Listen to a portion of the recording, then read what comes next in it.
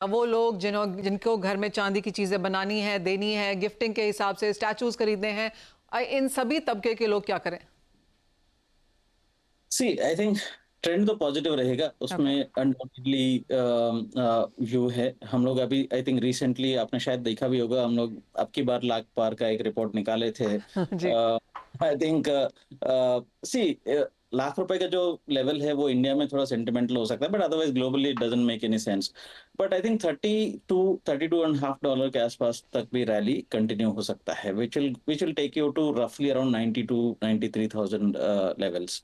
And because चांदी में क्या होता है कि जब भी आप जो भी एस्टिमेशन करते हैं उसको सरपास करता है, इधर डाउन साइड और अप साइड बोथ साइड्स। चांदी का ये टेंडेंसी है कि आप बोलते हैं 32, ये जाके 34-36 में रुकेगा। एंड आप करेक्शन में भी बोलेंगे 10%, बट ये 30% करेक्शन करेगा। This is the natural behaviour of silver. So हमारे एंटिसिपेशन है कि बेस्ट केस सिनेरियो में 34-34.5 में भी 35 तक भी जा सकता है, which is close to be slightly above a lakh rupees in India. And the base case scenario will be around 92,000 in Indian terms. So, medium term investors के लिए चांदी एक अच्छा विकल्प हो सकता है। आप ETF ले लो, कैश मार्केट में ले लो, बट डेरिवेटिव्स में जब भी आप लेने जाएंगे, आप ये वॉलेटिलिटी को ध्यान रखना पड़ेगा।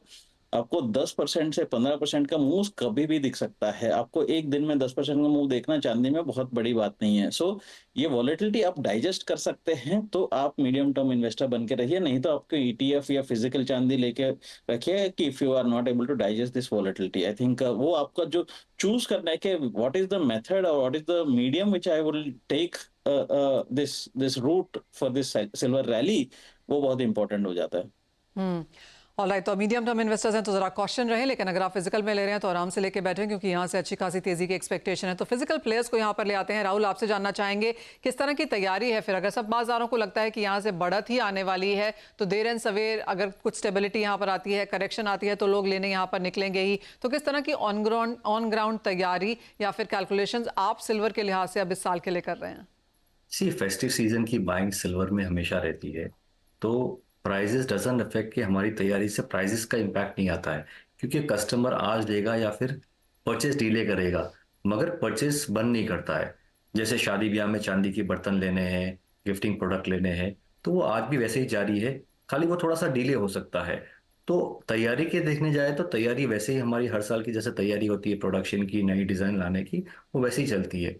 मगर एक इंटरेस्टिंग फैक्ट ये भी है कि जैसे अपने चांदी में 2011 में करीब $40 के ऊपर गई थी डॉलर टर्म्स में, और वहां से देखिए तो चांदी अभी भी all time high dollar terms से $27 पे चल रही है, तो काफी गैप बढ़ा है। तो ओवरऑल चांदी में बाइंग बनी है। एंड सिल्वर ज्वेलरी में काफी बड़ा इंटरेस्ट आ रहा है लोगों को, और सिल्वर ज्वेलरी के स्टैंड अलोन स्टोर्स भी काफी खुल रहे हैं। तो हम लोग एवरी ईयर में जो लास्ट 3 साल में जो हम लोगों ने देखा है, सिल्वर ज्वेलरी और सिल्वर आर्टिकल्स की डिमांड एक्सपोनेंशियली ग्रो हो रही है। हम्म। तो चांदी की डिमांड यहाँ पर बेहतरीन